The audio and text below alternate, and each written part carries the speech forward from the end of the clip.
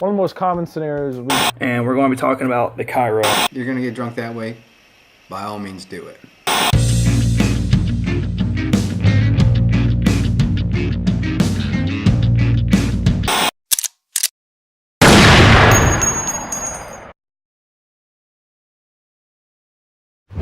Safety first, motherfucker.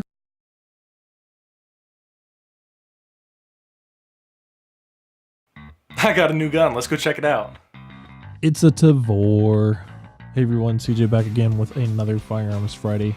The other day I managed to go out and snake myself one hell of a deal on an IWI Tavor. It is ODG Green, it is 18 inch, it's a beautiful piece of equipment. The one gripe I have about it is that it's not black, but I actually come to like the ODG Green just in kind of playing around with it just a little bit more. Typically these guys retail for around the $1,700 to $1,800 price range, considering on the barrel length, the color, how good your negotiating skills are at the gun store. I actually found this one from a buddy of mine, so it is used for $1,400. So again, typically this guy goes for about $1,800 plus tax. I got it for $1,400, no tax. All I had to do was pay for a transfer and background check. Like I said, I got it from a good friend of mine. He claims that there's about 20 rounds through it, and I've done my own checking through it, and that's about what it seems to be. There's about 20 to 40 rounds through it, so that's everything right on par. So opening this up, you can see that the box is actually a little bit better than the other boxes. There's a lot of foam that comes with this. It's not just cardboard holding everything in place. The gun itself comes in a blue storage bag, and that's pretty much what it looks like right there.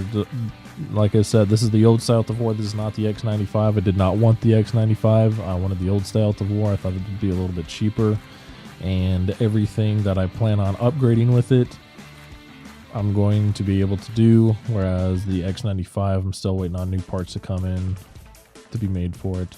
Again, this is an 18-inch Tavor. It features a 17556 barrel chromoly lined, cold hammer forged.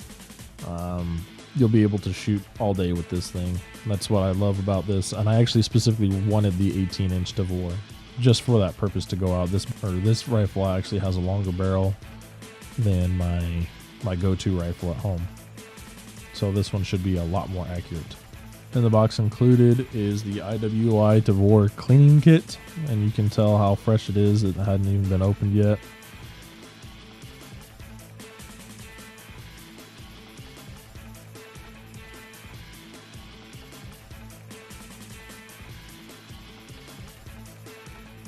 You have a little bit of literature, comes complete with a sticker.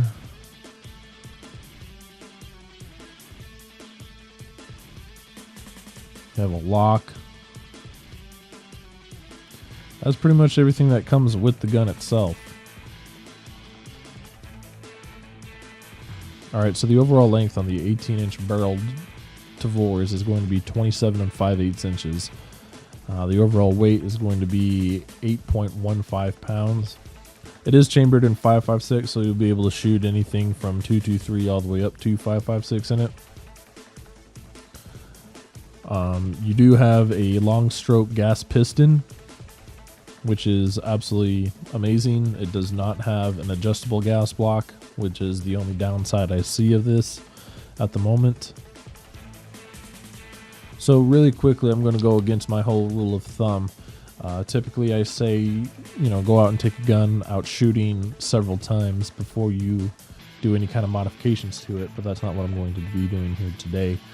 I know straight off the bat that I'm not going to like this specific gun the way it is, so I went onto the Manticore Arms website, and you can find that link below, as well as a link to both of these modifications, both of these parts below. So go ahead and check those out. What I'm going to be doing, the very first thing, is swapping out the safety for an ambidextrous safety. I just like having the capability of being able to switch to my offhand should the need arise. The next thing we're going to be doing is putting a full-length rail system on top of the Tavor. And I'm doing this to make the Tavor feel more like an AR to me. With the standard rail that comes on the Tavor, it's quite low, and you really kind of have to smush your head down in order to get a proper sight alignment. But with this Manticore Arms full-length rail, it actually raises everything up about an inch or so, allow the shooter to have a little bit more of an AR type feel when you're sitting there getting your sight alignment. All right, so the very first thing, like I said, is we're going to swap out that safety. It's actually a very simple procedure. You can see here that I have a hole in the middle of the not safety part, so I guess the far side of the safety selector on the Tavor. And what I'm going to do is I'm going to take a punch, and I'm going to punch in right in the middle of that hole. There's a little detent that I can just push down. At the same time, with my thumb, I'm pushing down, and everything comes flying straight off.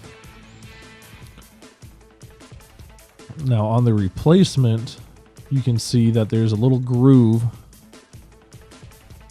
that will catch onto the safety mechanism here.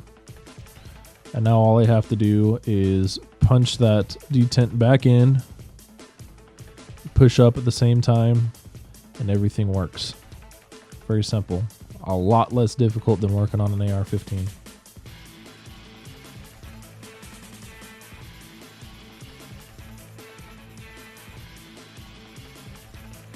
So again, you can tell straight off the bat that the aftermarket Manticore Arms rail sits a lot higher than the OEM rail.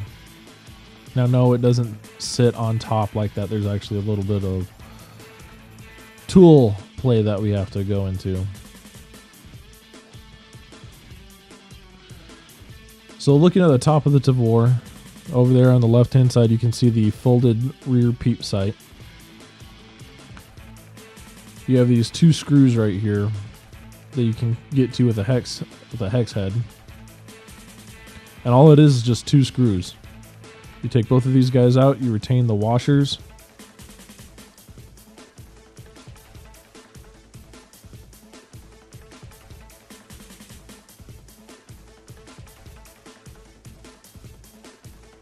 And everything just flips on out.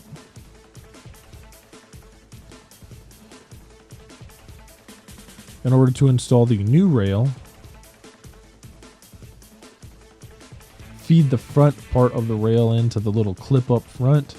It won't actually snap in or anything. Push down, make sure everything's seated in the back, and start screwing both of those screws back in. Again, you just use the same OEM screws, and that's that.